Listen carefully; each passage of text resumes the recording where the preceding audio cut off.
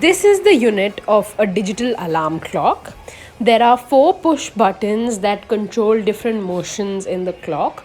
The first 2 being for minutes and seconds, whereas the other 2 being to set an alarm and to reset the clock.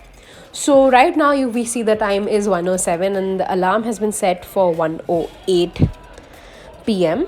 And the minute that happens, the buzzer will go off and we will see a beeping noise coming and the screen starts to flash.